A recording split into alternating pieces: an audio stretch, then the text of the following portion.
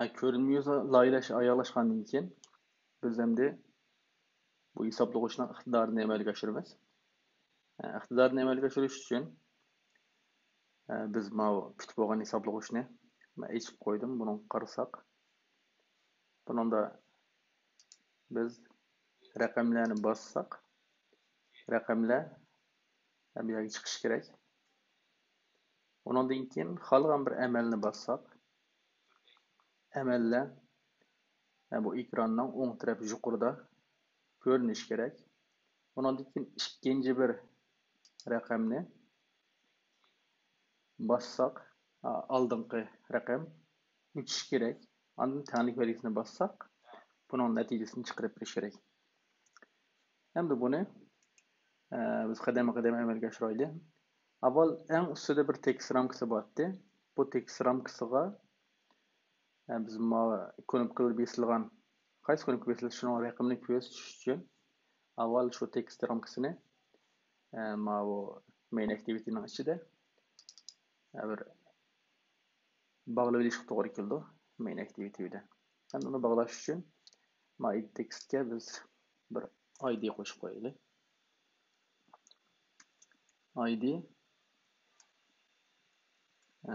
id ise bu hisoblag'ichimizning ekrani bo'lgandan keyin ekran deb idga ekran degasini qo'yib qo'yaylik.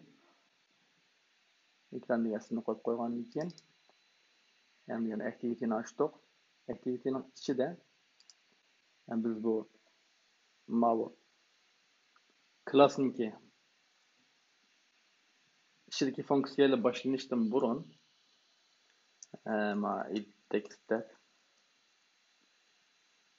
ekran deb text edit textni yozib olaylik. Buning tipi edit text ondan so'roq belgisi qo'yib qo'ysak, bu quruq bosib bo'ladi yoki null bosib bo'ladi degan gap. Ondan buning dastlabki qiymatini null deb berib oldim. Berib olgandan keyin activity qurilib bo'lgandan keyin ondan biz find view by id degan usul bilan find view by id orqali bu bekitib qo'ygan id'imiz bor. Text ekran deb id bekitib qo'ydik. Ekranni mana bu yo'llab bersak, text ramkasida endi biz bu narsani ko'rsatishni amalga oshira olamiz.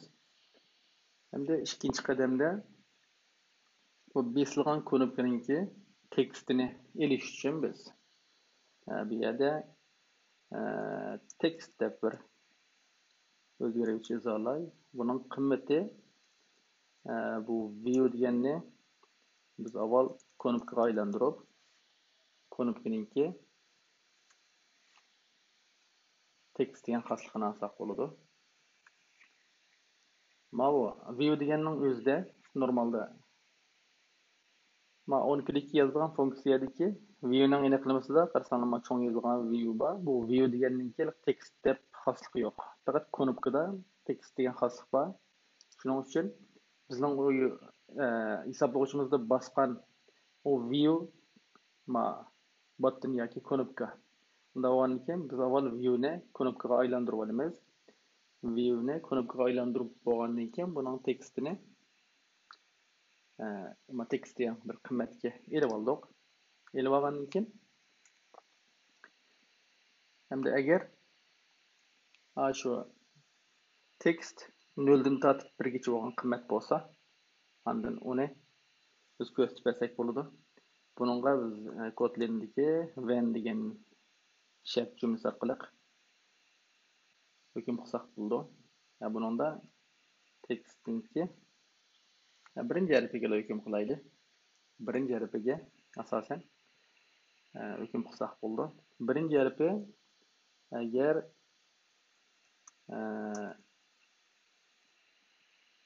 shu 0 dan tortib 9 gacha shu charning ichida bo'lsa yoki shu 0 dan 9 gacha shu doirada bo'lsa, bu raqam knopkasi bo'lgan bo'ladi.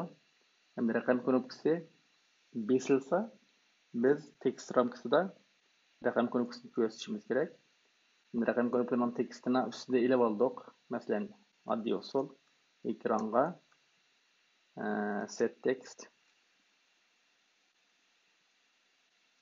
desak, text deb ilib olgan tekstimizni biz mana ekranga yo'llab bersak bo'ladi. Mana ekran degan quruq bosib bo'ladigan shaklda yozganligimiz uchun keyin so'roq belgisi qo'ysak xatolik chiqmaydi. Endi holatda bir kodimizni sinab boqaylik.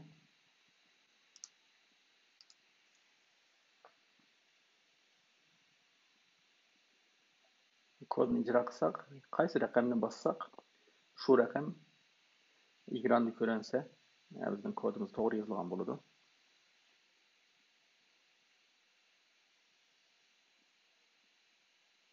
Endi qo'zg'aldi. Qo'zg'algandan keyin 1 2 3 6 8 qaysi knopkani bossam, shu knopkaning teksti chiqyapti. Mana ko'paytirish, elish deganini bossam, bo'ldi ki chiqmayapti. Faqat raqam knopkalarini ham ekran chiqilgan bo'ldi. Lekin buning hozir bir kamchiligi, biz bir raqam knopkasidan keyin ikkinchi birini bossak, unda ulab basamaydigan bo'lib qoldi. Unda bo'lgan chog'da bu bir xonliqlamni o'rniga bosib bo'ladigan ishlarni bo'lib qoldi. Endi buni tuzish uchun biz bu yerda bir o'zgarguvchi izolib olaylik. Bu o'zgarguvchi ekranda besilgan sonninki shu raqamlarni xotirlatmoqsin. Buni raqam text deylik. Raqam text deb buning tipi string. String deb buni quruq. Dastlabki qiymati quruq holatda undaq izolaylik. Izolagandan keyin endi agar mana text yoki knopkaning qiymati knopkaning birinchi harfi o'sha raqam bo'lsa, biz o raqam text deganni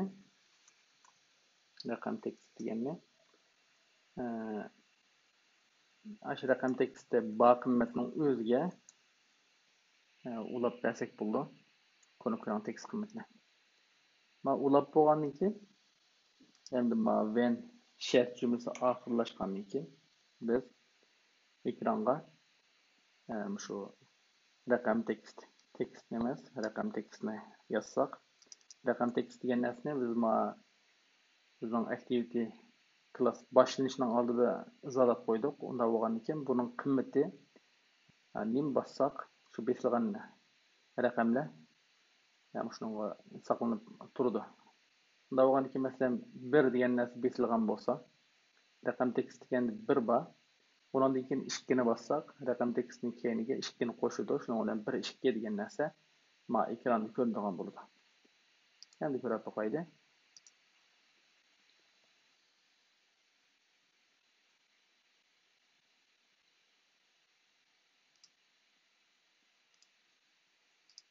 Hozir endi 1 2 3 deb holatda bossak, ulinib chiqadigan bo'ldi. Demak, biz raqamni kirgizishni amalga oshirib bo'ldik. Endi qiladigan ishimiz raqam knopkasini bosgandan keyin mana amal knopkalarini bossak, amallar o'ng taraf yuqori ekranda ko'rinishi kerak. Uni ko'rsatish uchun biz bir tal text view'ni edit text va ramkamizning ustiga joylashtirsak bo'ldi. Endi uni amalga oshirish uchun avval text view'dan birini biz mana bu laylagan ko'zlikimizga qo'shib olaylik. Qanday qo'shimiz desak, edit textning ustida bir tal tekstni ko'rsatish uchun biz uni frame layout degan kirgizib bersak bo'ldi. Shunga frame layout normalda ichiga joylashgan narsani qatma-qat ustma-ust joylashtirib berdi bizga. Bo'lgandan keyin frame layoutning ichiga bu bir dona edit text, ya'ni bir dona text view joylashtirsak bo'ldi. Endi mana layoutninki kengligi, egizligi, anadan keyin buning to'rttal ketishning o'rnini egallaydi degan narsalarni hammani biz ko'chirib ustidagi frame layoutni ishiga qo'ysak, anadan keyin edit textniki uzunlik kengliklarni shu sirtdagi ana viewga masajdan qilib qo'ysak bo'ladi. Bunda qo'yish uchun videoni match parent qildik. Anadan keyin heightni egizlikni match parent qilsak, match parent deb yozsak, bu uzunlik va kengliklari shu ramkaniki uzunlik kenglik bilan teng bo'ladi. Endi text ramkani biz frame layoutni ichiga kirib oldik.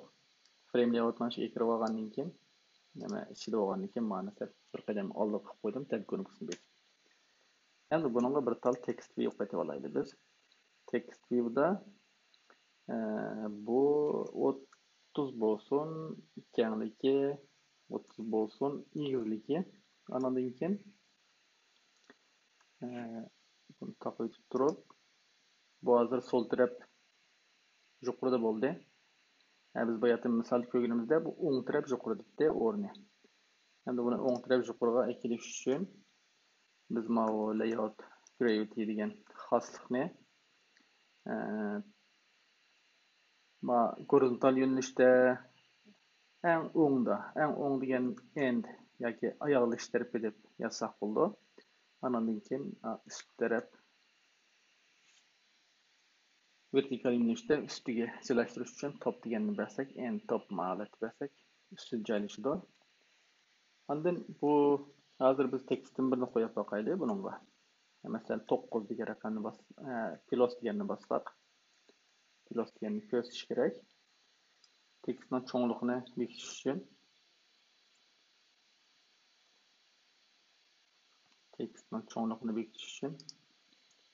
text size degan xoslikni biz 40 sp deb bekitaylik. 40 cho'nglikda 40 sp dedik. 40 sp degandan keyin ko'rsak bu past tarafda qoldi. Endi bu qarasak ekranning chetga kelib qoldi. Buningga biz girbak tashlab qo'yaylik. Girbak tashlash uchun margin degan xoslikni bossak bo'ldi. Margin degani 20 deb bossak, o'ng sol taraf bildim. 20 alik tashladi, 20 deb cho'nglikda 10 qo'yaylik. 10 qilsak, nisbatan ma'qul bo'ldi. Endi biz buningki text qiymatini sinaq qilish uchun qo'shish terminalda qo'yib qo'ygan text qiymatini elitimiz. Qilsak ekran yana ijro vaqtda mana hech kim ko'rinmaydigan bo'ladi. Ondan biz kod yozg'iga kelib keldik. Kod yozg'ida endi bizning bu knopkada besilgan harflar agar qo'shish, elish, ko'paytirish, bo'lish bo'lsa, qo'shish, elish, ko'paytirish, bo'lish bo'lsa, emas, qo'shish, elish, ko'paytirish, bo'lish bo'lsa, qo'shish, elish, ko'paytirish, bo'lishni alohida belgi bo'lganlik uchun mana yerdan ko'chirib kelay. Endi qo'shish, elish, ko'paytirish, bo'lishni bosgan vaqtda nima ishni qiladi desanglar, birisiga shu navbatdagi qaysi amal besilgan bo'lsa, shuni saqlab olish kerak endi. Keyingi raqam besilgan vaqtda bizning besilgan amalga asosan uni qo'shimiz, olimiz yo ko'paytirimiz, bo'limiz degan narsani hukm qilish uchun amal deb bir narsa saqlash to'g'ri keladi. Shunga bu yerga men amal deb bir tal o'zgaruvchi solib qo'yay. Bu amal degan char bo'lsa bo'ladi. Char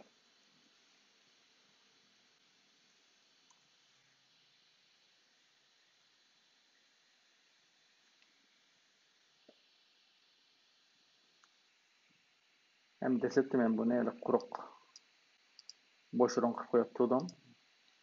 Endi mau qolgan bir amal besilgan vaqtda oldi bilan amalning qimmati o'sha tekst 0 bo'lsa, undan keyin bu tekst raqam tekst emas, bizning tekst view'da bulondagi biz yangidan qo'shgan tekst view'da shu qaysi amalni bassa shuni ko'rsatib berish kerak. Shunga buningga biz bir tal id belgilab qo'ydik. Buni masalan tekst amal deb qo'ydik. Amalning tekstini ko'rsatib bergan narsa bo'lgan ekan bu.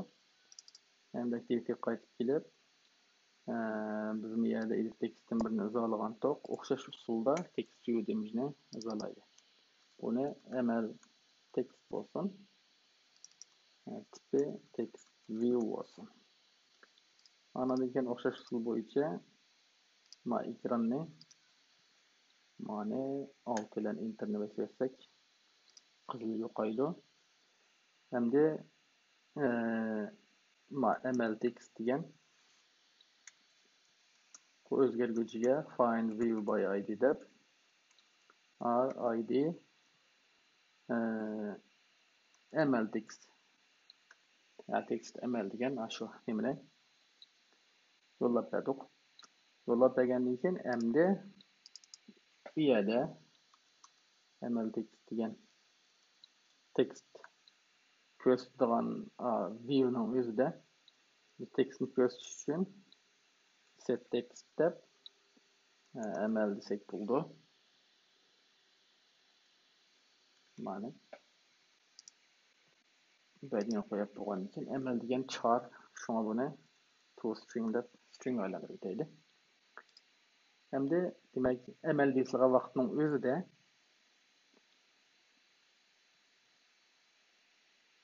avval ml deb buning qiymatini saqlab olgandan keyin ml text deb o'ng taraf yuqorida buni tekstda ko'rsatib beradigan bo'ldi. Bu holat bir sinab boqaydi.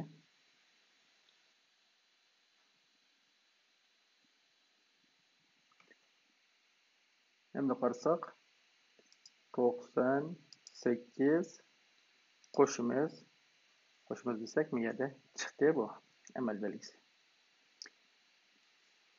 Andan keyin biz amal belgisini besib bo'lgandan keyin masalan buning 23 ni qo'shiman deb bunda bassak 98 ga o'chib ketish kerak. Demak, mau biz raqamni bosgan vaqtda tekshirib baqsak, oldingi qitim besilgan narsa amal bo'lsa, bu tozlavasi bo'ladi. Oldingi qitim besilgan narsa amal bo'lsa tozlavasi bo'ladi. Hamda oldingi qitim besilgan narsani saqlash uchun biz bunda qilaylik. Bu yerda tekst deganimizning o'zi bizning navbatda besilgan narsamiz.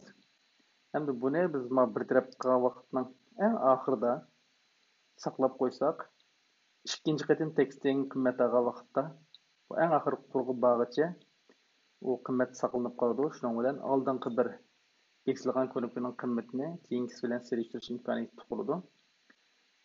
Biz ana text deb qo'ygan hamda yana bir tal kona text deb stringdan birini imzolab qo'yaylik. String buni quruq qilib qo'yaylik. Quruq harf. Kona string deb. Endi bu har qitim shu ko'nikma besilgan ishning hamma tugatib bo'lgan vaqtda kona text degan narsani shu navbatdagi tekstning qiymatini shunga eklas bo'ladi. toString qilasak yo'lg'ili bo'ldi. Kona text degan narsani tekstni saqlaydigan qildik. Endi mau raqam ko'nikmasi besilgan vaqtning o'zida kona text agar amal bo'lsa, uni raqamni tozlavasi bo'ladi. Raqam tekstni tozlavasi bo'ldi. Bu ko'p qo'lliq qo'g'aloq uchun tirnoq ochimiz bu yerda. Endi aldığı şərtdən şartdan birini qo'shaylik. Agar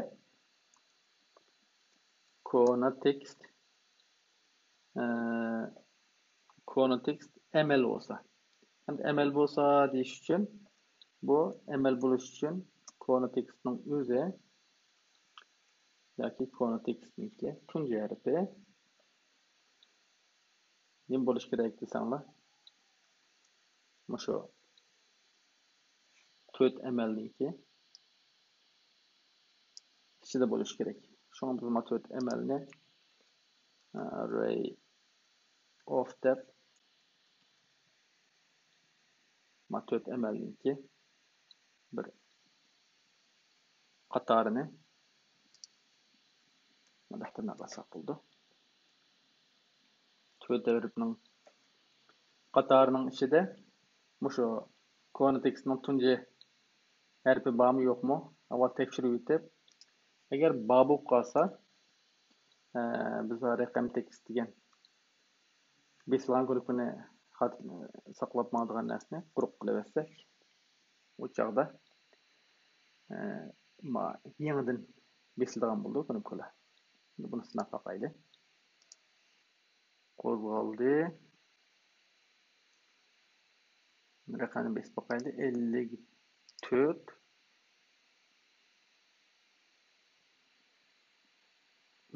bu chegini ketib qoldi. Nima xatolik bo'ldi? Qarab boqaylik. Bunda xatolikda 29-qurda xatolik bor deydi. 29-qur. Conotextniki 0-si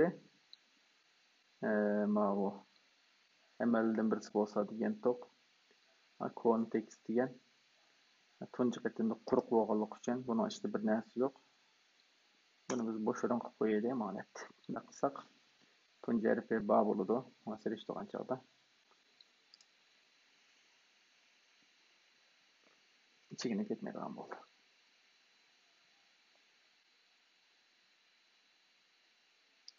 On 2 qo'shimiz 45 tozlangan bo'ldi.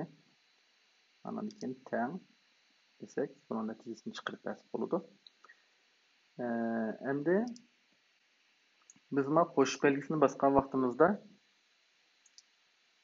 4 mlni besib, ikkinchi qatim raqamlarni xalgan birini bosgan vaqtimizda agar 4 ml bo'lib qolsa, raqamni tozalab etdi emasmi? Raqam tekstni.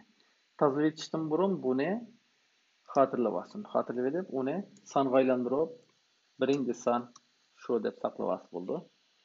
Biz 3 son izolab olaylik. Birinchi son 1 bo'lsin. Bu double deb qiymati 0. İkincisi mi? Son 2 mi? Bununki tipi double yoki double demisek son 1'den 0 deb chekitdan birini qo'yib, yani 0 desek double tipli qildi, double tipli.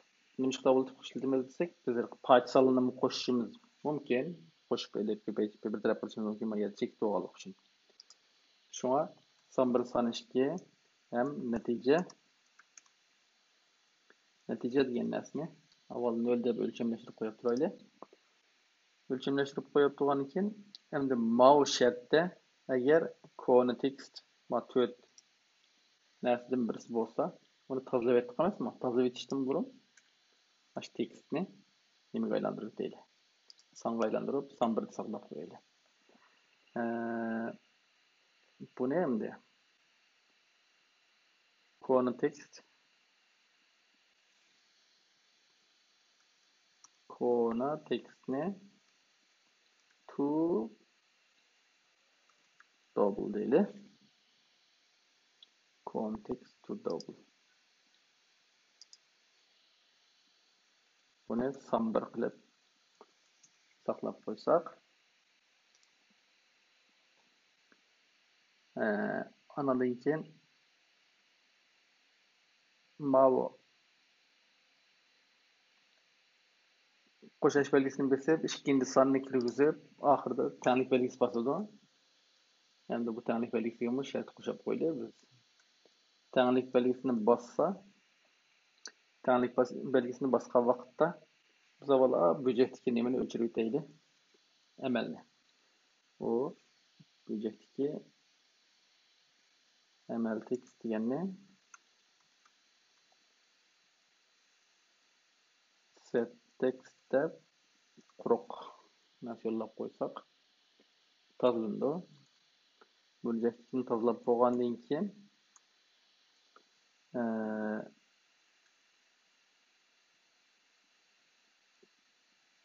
son 1 bilan son 2 ni bu 4 amalga asosan bir taraf qilamiz. Biz amal deganni saqlab olgan emasmi? 4 amal bekilgan vaqtda. Hem shuning asosan bu yerga yana venni qo'shaylik. Amal 4 narsani ko'chirib olay. 4 amalni bir taraf qilgan bo'lgan ekan bu yerda. 4 amaldan keyin qo'shish bo'lsa natija degan son 1 qo'shimiz son 2 bo'lsin. Agar elish bo'lsa natija son 1 dan son 2 ni elib o'tganga olsin. Agar bo'lish bo'lsa natija son 1 bölümümüz son 2 bo'lsin. Agar ko'paytirish bo'lsa natija deganimizning o'zi son 1 ko'paytimiz son 2 bo'lsin.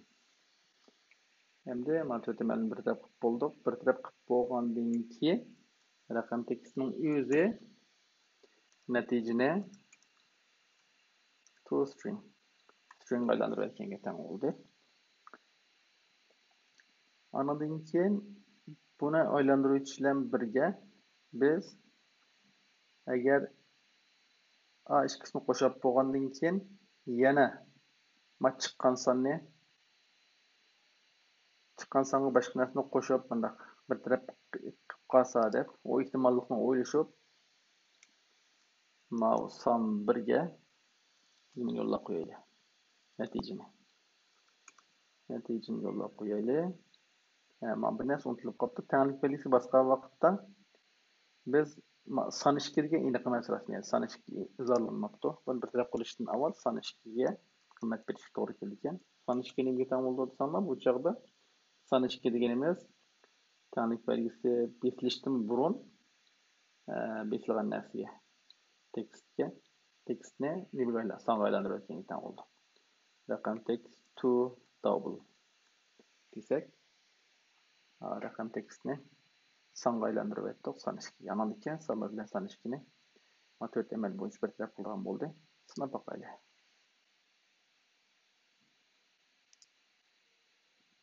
o'n besh qo'shimin 5 5 ni bossam chekinib ketdi. Chekinib ketish sababini qarasak 33-qor. Konu tekstni double aylantirish. Konu tekst deganni biz dastlabda nim bo'lsin degan tiq emasmi? Quruq narsa bo'lsin degan tiq. Konu tekst degan narsani bu kontekst emas, tekstning o'zini double aylantirishimiz mumkin. Xato qoldi. Tekstning o'zini double aylantirsak kontekstni aylantirishning hojati yo'q.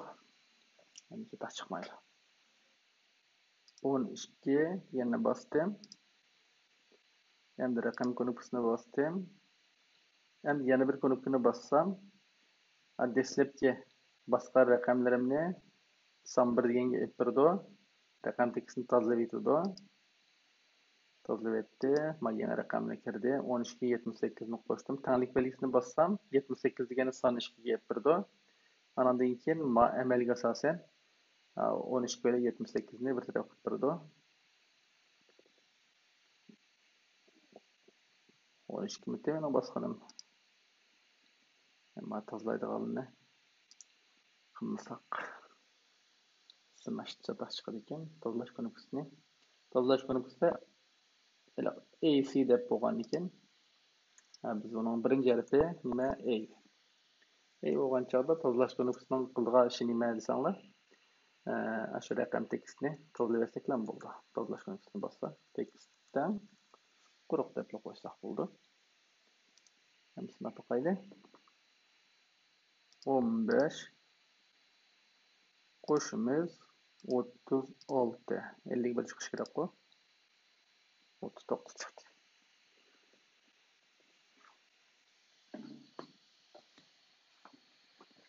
Shunday chiqdi. Buni biz o'z bog'lab boqayli. Matanik belgisi bosgandan keyin qiymat o'zgarishini ko'rib boqayli. Debug ko'nikmasini bossak, matanik belgisi bosgandan keyin misha to'xtaydi. Qarab boqayli. Sonlarni to'g'ri aylantirdimi, aylantirmadimi? 56 qo'shdik 32. Tanglik belgisi bosdim. Endi son 2 32. To'g'ri. Son 1 son 3 debdi. Mana bu asli raqam tekstini, bu yerda raqam tekstini son 2ga aylantirgan tursak, bu yerda raqam tekstini son 1ga aylantirdik. Nima deb tekstda biz tushirganmiz? Bu yerda konteksti yo'q. Bu yerda xatolik bo'ldi. Endi xatolik tuzaldi. Qarasak. Qo'zg'aldi. Endi 12 qo'shiman 63. 75 chiqish kerak. To'g'ri chiqdi. Endi 75 degani son 1ga yo'llab etdim men. Buni 2 ga ko'paytirib boqay. 150 chiqdi. Buni bo'lib boqay 89 ga. Unda patsan chiqdi. Kabul etdim. Demak bu to'g'ri chiqdi. Endi ustidagi ko'nib qildim. Ma o'chirish ko'nikmasi bir-birlab o'chiradigan.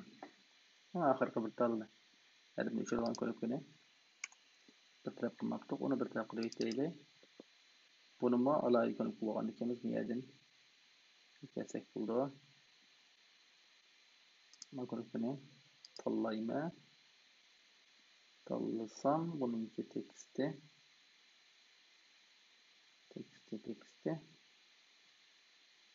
Geldi.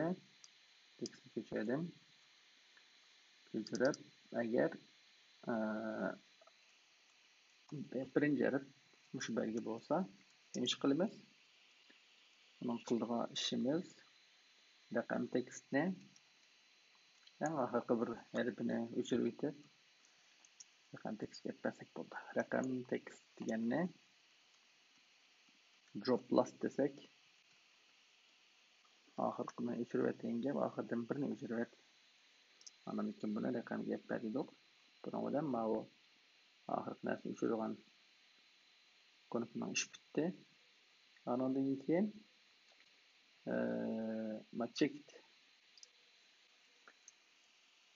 checkitni bossa nima bo'lish kerak? Esa checkitni bossami, mana shu raqamni bosgandek bor raqamligi raqam tekst tam raqam tekst qo'shimiz checkit nuqtasi bo'ladi.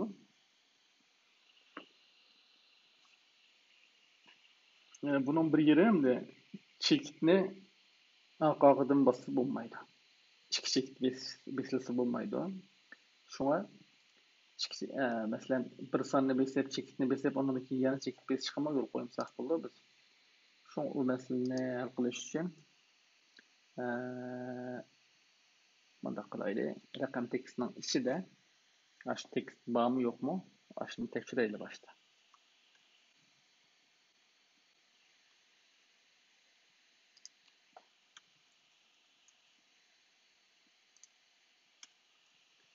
Ya'ni raqam text contains desak, chekit. Raqam text mani o'z ichiga olsa degan gap bo'ldi bu. Agar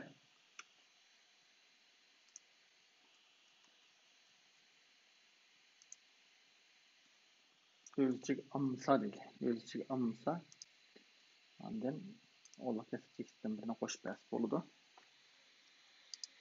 Bu shuning bilan nima bo'lgan masala bo'lgan ekan, tirnoq hech tushmaydi.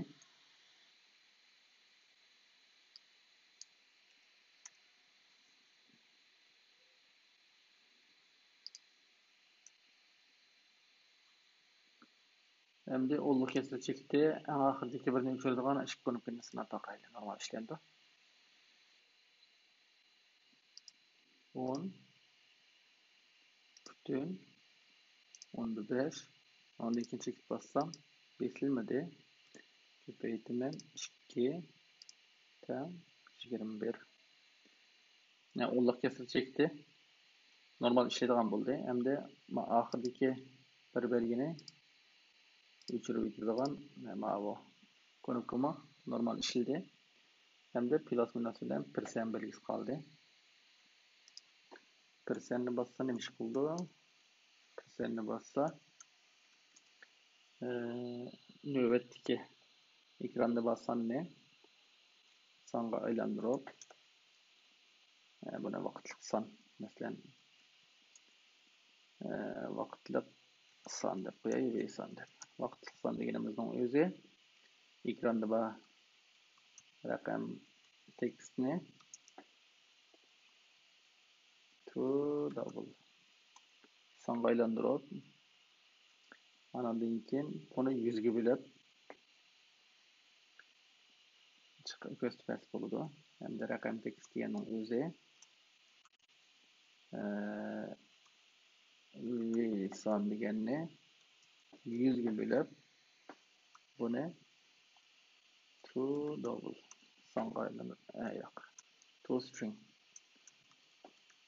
buni tekstga aylantirgan qimmatga teng bo'ldi. Endi bu persenni tekshirib boqaylik.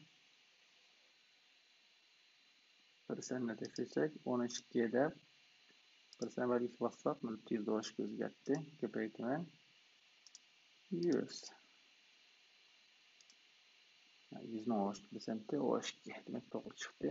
12 dan olaman 2 10. Bu hisoblashni to'g'ri chiqdi. Endi plus minus belgisini ishlataylik. Endi plus minus belgisini tekshirishda bundaq masala bor. Biz birinchi harfini tekshirayotgan, birinchi harfida qo'shish bilan plus minusniki o'xshaydi. Birinchi harfi. Bunda bo'lgandan keyin qo'shishilishni farqlantirib olaylik.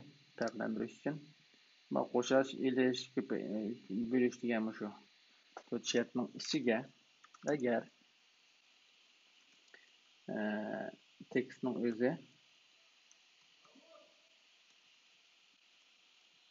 qo'shimiz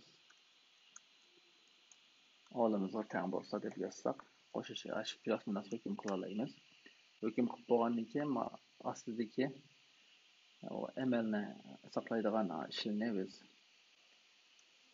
ijro qilsak bo'ladi. Shuni buni return deb pastga o'tmaydigan qilib aytdik. Pastga o'tmaydigan qilib aytdik. Endi buningda bizning qiladigan ishimiz o'xshashla vaqtli sondan birini ekranga eslagan narsani songa aylantirib o'tib, sonni -1 ko'paytiribla. Ondan raqam tekstga yo'llab bersak bo'ldi. Shuni buni odatda ko'paytirib -1 deb yozib, buni to'st uchun aylantirib o'tib, raqam tekstga yo'llab bersak bo'ldi. U persenni bir taraf qilishdan asosan o'xshaydi, bir taraf qilish usuli. Plus minusni sinasak 78 plus minusni bastok return bo'lsa katta chiqadi ekan. Nima chiqadi desanglar? Eng oxirida mana bu ekran set text degan narsa bor emasmi? Ekranga tekstning qimmatini yo'llab turgan narsa. Shu buni qaytarib o'tmayli. Biz ma plus minus bo'lsa buni ijro qiladigan. Agar unda bo'lmasa, pastga ijro qiladigan qilsak, plus minus bo'lgan vaqtda pastki ma'nosini ijro qilib xatolik chiqmaydi. Endi ko'rib boqaylik. Endi 78 ko'paytiramiz 9 buni mana basak minus 9 o'zgartdi. Ko'paytirsak minus 702 ni yana bir basak plus 702 o'zgartdi. Ko'paytiramiz 12 bunun qimmatini chiqadi. Plus minus bu ishlaydigan bo'lib ketdi. Unda olsa biz hozir ko'rib ustidagi hamma narsani normal ishlatadigan qildik. Endi mana bu bizning burungi app'niki burungi app'ni açay.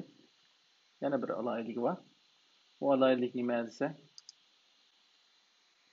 Masalan 12 qo'shimdan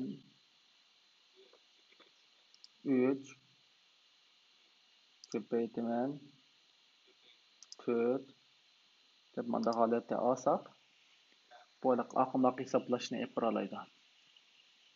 Bizning hozirgi tizginimizda unda oqimli hisoblashning ishi yo'q. Shunga oqimli hisoblashni bir taraf qilish uchun qanday qilamiz? Uni qo'shib o'tlaymi axtarmashiga. Oqimli hisoblash uchun biz tanlik belgisini boshqa vaqtda bu tekstni quruqdab andan keyin sanishkini raqam tekstni sanishkiga berib andan keyin amalga asosan hukm qilib natijani son birga emasmi? Materialning hammani mavjud amalni boshqa vaqtda bajarsak bu miyada natijaning o'zini son birga yo'llab beradigan narsa bo'lgandan keyin bu oqimli hisoblashni amalga oshirib bo'ladi. Shunga biz ma'noning o'zini ko'chirib olib yangi funksiyadan birini quraylik. Funksiya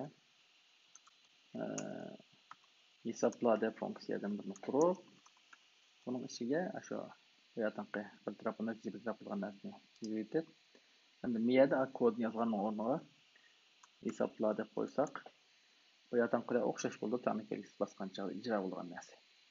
Endi bu 4 amalni boshqa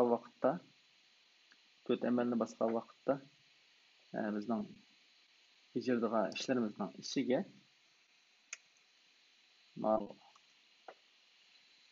nimani qaytib qo'ysak, hisobla deganni qaytib qo'ysak, avval hisoblaydi.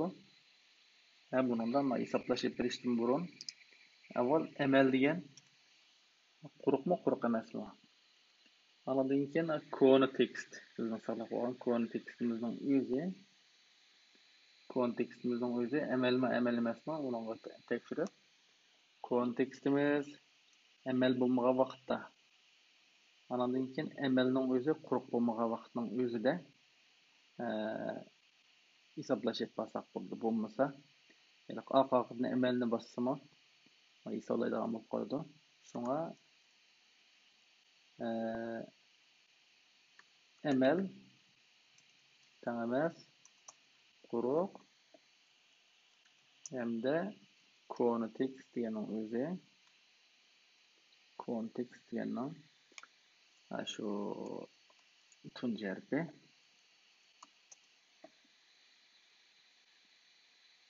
ma'no olaylik.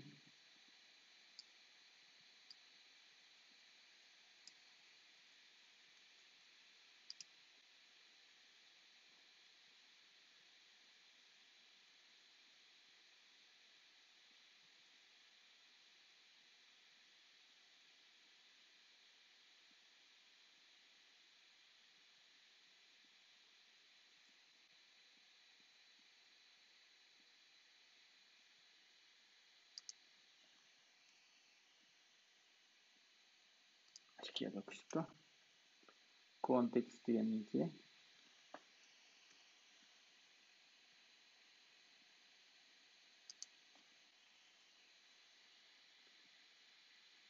ML bo'lmasa, mana ML quruq bo'lmasa, endi hisoblashib deydi. Tırnak qarab boqaydi.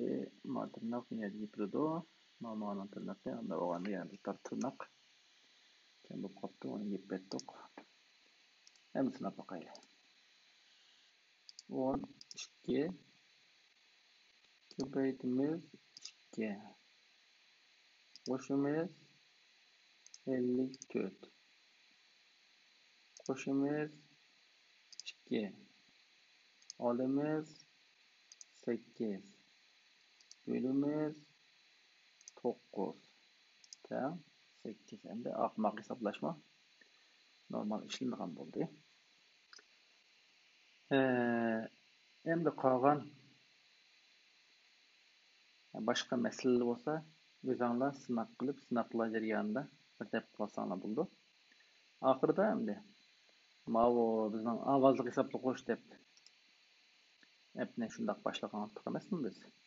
Unda bo'lgandan keyin endi ovoz men o'zim raqamlarniki, 4 mlninki ovozni ep qo'ygan. Endi u raqamlarni, u ovozlarni appning ichiga qanday ekirimiz, anadan keyin buni biz knopkani bosgancha qanday o'yintimiz degan bir masala bor bu yerda. Uni o'yintish uchun biz avval ovoz hujjatlarini mana Android Studio file new yangi deganning ichida folder deb bir narsa bor. Folder deganning ichida bu mundarij degan yoki hujjat xaltasi. Hujjat xaltasi deganni ichiga qarasanglar, ma font folder, asset folder deb bir narsa bor. Asset folderdan birini qurib olamiz. Asset folderdan birini qurib olamiz. Bu yerda asset folder qursak, asset deb bir narsa qurildi bu yerda. Asset deb bir narsa qurilgandan keyin asset deganning ichiga biz ovoz hujjatlarini mishaga kirsak bo'ldi. Men bu asset folderni ma open in degan narsa finder deb ichib olay. Windows bo'lsa open in explorer deb chiqadi. Finder deganni assak, bu hujjat xaltasi ichiladi. Hujjat xaltasi ichilgandan keyin asset deganning ichini ichib turib men ma yana bir ko'znak ochay. Buningda men tushirgan hujjatlarimning ichida nimba ovoz hujjatlari.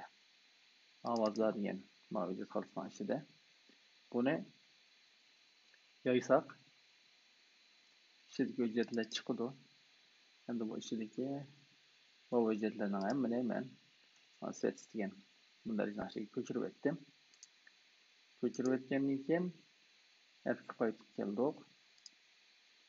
Appga qaytib keldik demak bu yerda hozir bu hujjatlarning hammasi ovoz hujjatlari ko'rindi. Endi ovoz hujjatlariga men ism qo'ygan vaqtimda hammasining oldida W bor. Ondan 0 dan tortib 9gacha raqam ko'nikmasidan 0 1 2 3 4 5 6 7 8 9 bu holatda. Ondan qo'shish, edish, ko'paytirish, bo'lish deganlar men inglizcha add, subtract, andan keyin div, multiple degandek mandaq ismni qo'yganlik. Andan keyin ma equal taniq belgisi, percent belgisi, ma dot degan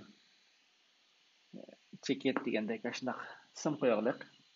Endi bu ovoz hujjatlarini o'yintish uchun shu assetning ichidagi ovozni o'yintigan bir funksiya bor. Bu funksiya ma bu bizning Kone Project'ten men ko'chirib eklay uni. Kone Project'ten player set degan funksiyaning o'zini ko'chirib eklay. Endi mana bu kirmagan ambalni ekrib o'tish uchun shu alt bilan enterni bassaq, bu ambalı kirib chiqdi. Endi bu funksiyani bir tushuntirib o'tsam sizlarga. Buningda avval media player degan o'sha ovoz yoki surat, video bir narsalarni qo'ymoqchi bo'lsak, shu media player degan ambalni ishlatamiz. Media player class ishlatamiz. Media player degan obyektni zaldoq boshda. Andan keyin media playerni ichida nimani o'ynatamiz degan narsa va set file descriptor degan bir narsa orqali bo'ladi. Set file descriptor degan bu şekilde context get set step andan keyin open ft deb bununla sound file ma ovoz ejitning ismini bersak uni descriptor içip media player'dan ichida shu ma descriptor deb ma parameterni bersak andan keyin buningki qayerdan boshlaydi. Biz boshdan boshlaydigan bo'lgandan keyin buning shu start offset deganni beramiz. Andan keyin uzunluqqa degan narsaga bu descriptorning uzunluqi qanchalik bo'lsa yoki shu ovoz ejitning uzunluqi qanchalik bo'lsa shuning o'zini beramiz. Mana 3 parameter. Andan keyin descriptor deganni menga media playerga yo'llab qo'ygandan keyin biz buni taqib etamiz. Andan keyin media playerni prepare degan tayyorlash buyrug'i. Tayyorlab qo'ygandan keyin media playerniki ovozni sol taraf ovoz, o'ng taraf ovoz ichkarisini 1 degan qiymat bersak, bu 100%lik ovozniki kuchlilik darajasi deganni 1 desak 100% ovoz chiqqan bo'ldi. Agar to'rak ovoz boshlayman desanglar buni masalan 0.5 0.8 degan qiymatni bersanglar bo'ldi. Endi media playerning yana bir xosligi is looping deb bo'liqi. Tekrar qo'yiladi degan narsa bor. Buni false desak takrorlanmaydigan bo'ladi. Endi media player start desak ovozni boshlab turdi. Endi nima try catchning nimaligiga kelsak, try catch bu shunaq ovoz qo'yish, video qo'yish degandek o'sha jarayonda yoki to'rda ko'rsatgan bir deb qilish degandeklar kutilmagan ahvolda yuz berib qo'yib qolsa, appning chekinib ketmaslik uchun tryning ichiga bu ovoz bir deb qilgan narsani ep qo'ydik. Endi xatolik chiqib qolsa degan catchdan keyin xatolik chiqib qolsa, shu xatolik uchurni programmerlar xatolikni ko'radish uchun bu yozib qo'ydik, xatolik ko'rib qolsa. Endi bu play the sound degan bu funksiyani izolab bo'lgandan keyin biz endi kodimizning ichida bevosita shu buning ikki xil parametri bor. Shu bo'yicha ishlasak bo'ldi. Endi 0.9 raqamni besib chiqarish uchun qanday qilamiz? Bu raqam ko'nikib besilgan vaqtda play set sound degan ikki parametr bor. Birinchi parametrga step o'sha activity'ning kontekstini berdik. Ikkinchi parametrga ikkinchi parametr aslida w va w degan keyin shu text 0 ni berayli. Yo'q, tekstning o'zini bersak bo'ldi ekan. Tekstning o'zini 0.9 raqam bo'lsa, tekstning o'zini berib, andan keyin uning keyinda wow degan ovoz ejitning kaytli nomi bor. Mushohada qilsak hozir 0.9 gacha raqamni bossa ovozni qo'yib beradigan bo'ldi. Ko'rib boqaylik. Buni sinirsak hozir app qo'zg'aldi. Biz oldi bilan bu ovoz kuchaytirish ko'nikmasini besib ovozdan kuchli holatga keltirib o'tgandan keyin besib boqaylik.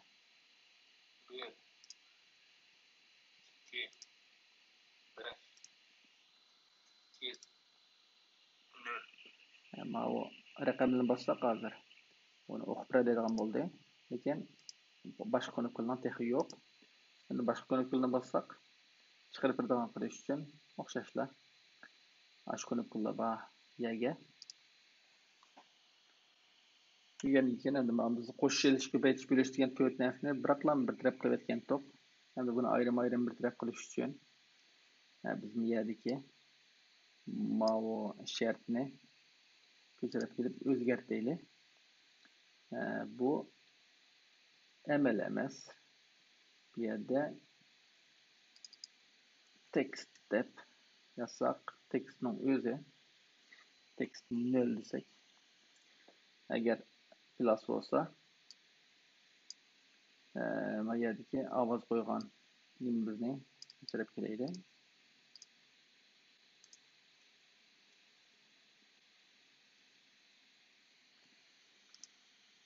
Bu yerda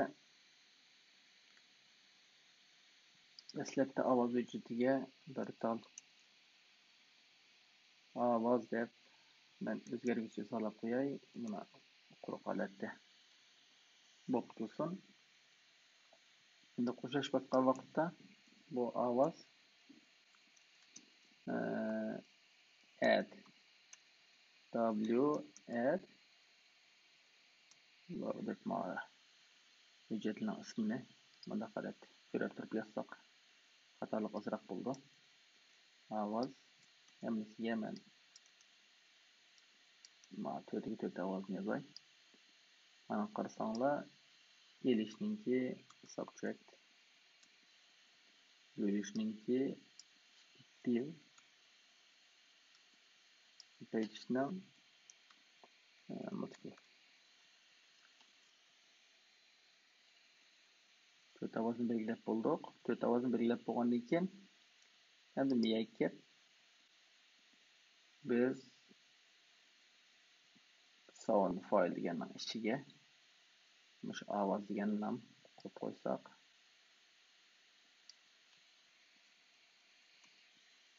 bu endi to'rt amalni bosgan vaqtda ovozni qo'yadigan bo'ldi. Endi miyagimi tanlik belgisi bosgan vaqtda ovoz vujutining ismi w equal wow degan hujjatni qo'yib bo'ldi. Endi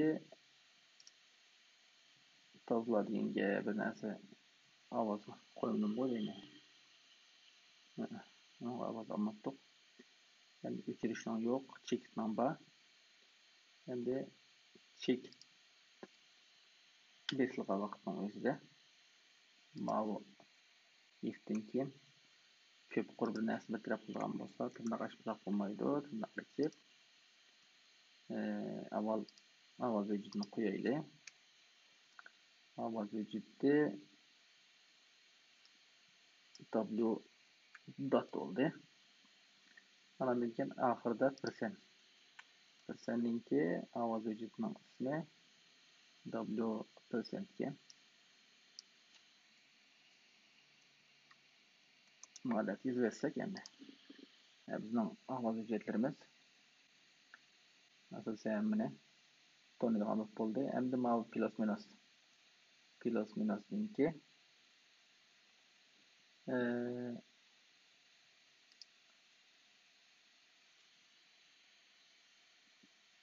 massan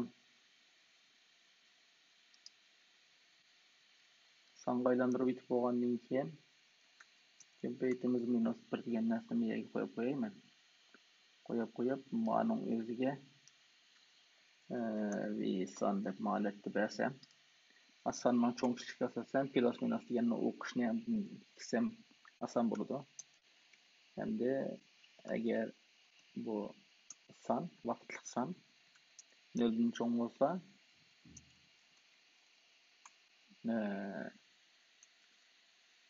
ovoz vujudi plus nuqta son.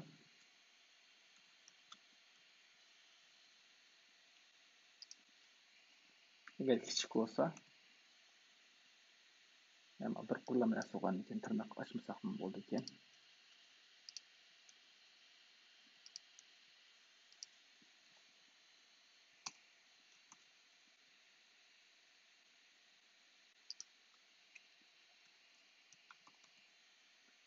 Minusni qo'yib tashlab bo'ldi. Kichik bo'lsa. Endi buni bir sinab boqaylik.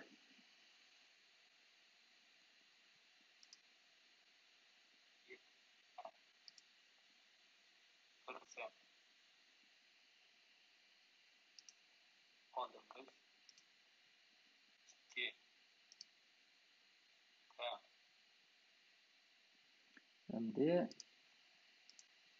chekitni sinab boqay. Chekit.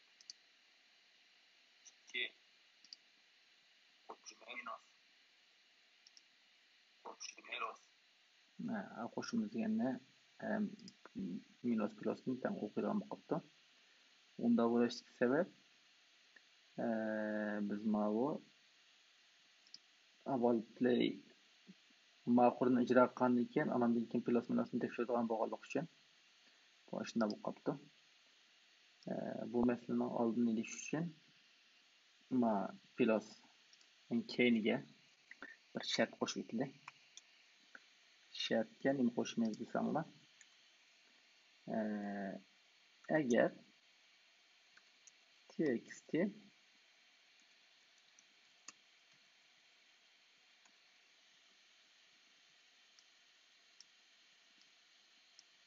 shu narsaga teng bo'lmasa deganni qo'shib etamiz. Ashtaga teng bo'lmasa, andan keyin ovoz qo'shimizga ovoz bo'lsin desak, bu chog'da bo'lma. Bunaqa ishni aytganmidi, bir qo'llamshatga.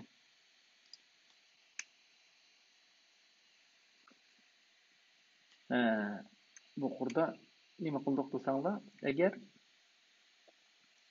mana text plus minus teng bo'lmasa, andan keyin ovoz qo'shish joyida bo'lsa, plus minus teng bo'lsa, pastki bo'lgan bo'ladi. Andan play deganga biz agar ovoz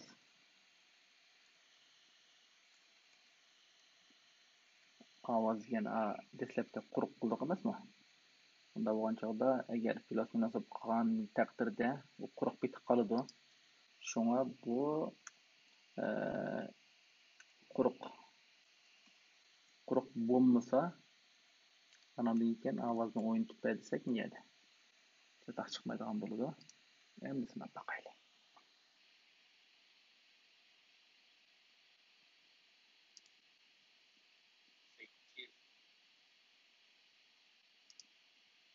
Qo'shimiz 6 minus plus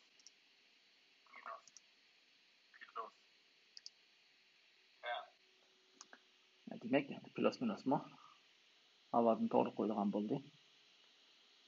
Shuning bilan bizningki bu hisob o'qishninki iqtidori to'liq holatda bo'ldi. Ba'zi xatoliklar sinashtirganda chiqishi mumkin. Endi uni o'zinglar sinab mukammallashtirib olsanglar bo'ladi. Bugungi darsimiz tugadi. Allohga emanet.